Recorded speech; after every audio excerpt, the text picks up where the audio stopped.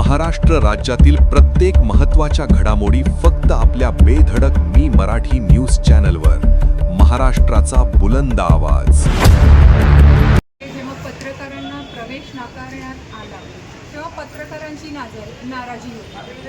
ती नाराजी दूर करण्यासाठी आम्ही किती दिवसांपर्यंत वाट बघितली की पुढील जनरल बोर्डात त्यांना प्रवेश हा दिला जाईल. साधारण शुक्रवार संध्याकाळी मी पत्र दिलं होतं मुख्याधिकारी साहेबांना आणि त्यात मी साधा उल्लेखसुद्धा केला नाही आहे नगराध्यक्षांच्या नावाचा किंवा त्यांचा पदाचा. तरीसुद्धा ते अस्वस्थ का होत आहे ते मला कळत. त्यांनी जे सांगितलं आहे की पत्रकारांना प्रवेश हा दिलाच जाणार आहे आणि तरीसुद्धा मी त्यांना पत्र दिलं आहे, तर मी त्यांच्या नावाचा उल्लेख न करता मुख्याधिकारी साहेबांना पत्र दिल्यानंतर रात्री पत्रकारांना उशिरा ते मेसेजेस मिळाले आणि त्यात ठिकाण आणि वेळसुद्धा दिली गेली नव्हती. ते खरोखरच पत्रकारांचा अपमान झाल्यासारखंच आहे. मागे त्यांनी बाईट दिला होता, त्यात त्यांनी सांगितलं की मी अजून नवीन आहे. मी जरी नवीन असेल मी अभ्यासपूर्ण बोलते, मी तयारीपूर्ण वागते. मागील 32 वर्षापासून शहाद्यात आल्यापासून विधानसभा असो जिल्हा परिषद असो एक साधारण कार्यकर्तीप्रमाणे मी काम करीत आली आहे.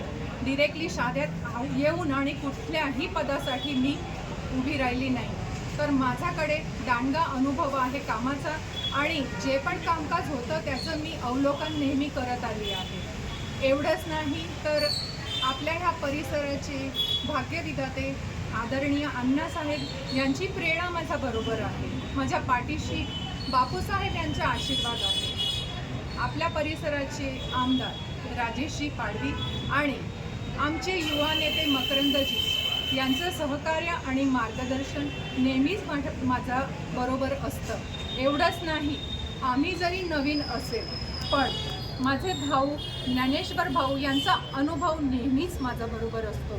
म्हणून काहीही सांगून आणि नवीनच्या नावावर ठोकू नका अशी माझी त्यांना विनंती आहे. आणि जर का त्यांना अनुभव आहे पण तो त्यांच्या वडिलांचा होता. मागची जे पंचवार्षिक होती तेव्हा तत्कालीन नगराध्यक्षांच्या ऐवजी त्यांनी मेडिएटरचं काम केलं होतं आणि तरी पण जर त्यांना माहिती नसेल की अजेंडा देताना आधी प्रोसिडिंग द्यायला पाहिजे आणि ते फक्त सह्याच करत असेल तर माझा नवीनपणा काढण्यात काहीच अर्थ नाही. आणि त्यांनी नातेसंबंध पण काढले. इथे नातेसंबंध काढण्याचा काहीही फायदा नाही, कारण मी आधी पण जनता चौकीत बोलली होती आणि त्याआधी इलेक्शन दरम्यान ज्या पण सभा झाल्या तेव्हा मी सांगितलं होतं की ज्या पदासाठी आपण उभे आहात त्या पदाचा खूप मोठा मान आहे. ठीक आहे, निवडणूक संपल्या, ज्या दिवशी तुम्ही नगराध्यक्ष झालात त्या दिवशी तुम्ही जे कृत्य केलं होतं ते अतिशय अभद्र वर्तन होतं. ते वर्तन तुमच्या पदाला शोभत नाही आणि तुम्ही वरून माझा पोरकटपणा काढताय. पोरकटपणा नेमका कुठून होतोय ते तुम्ही बघायचं. जनतेची दिशाभूल होते, आमची कामं तुम्ही अजेंड्यावर घेत नाही आणि तरी पण तुम्ही जनतेला सांगताय की सगळे सभापती आमचे, सगळ्या समित्या आमच्याकडे. तर आम्ही समितीच्या किंवा स्थायीच्या बैठकांवेळेस त्यांना बोलवलं का नाही? जर जनरल बोर्डला आजपर्यंत सगळ्या पत्रकारांना बोलवत असेल तर मग आम्ही स्थायी समितींना का बोलवतो?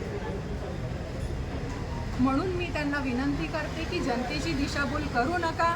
आम्ही बसायला तयार नाही आहोत, आम्ही काम करायला तयार नाही आहोत.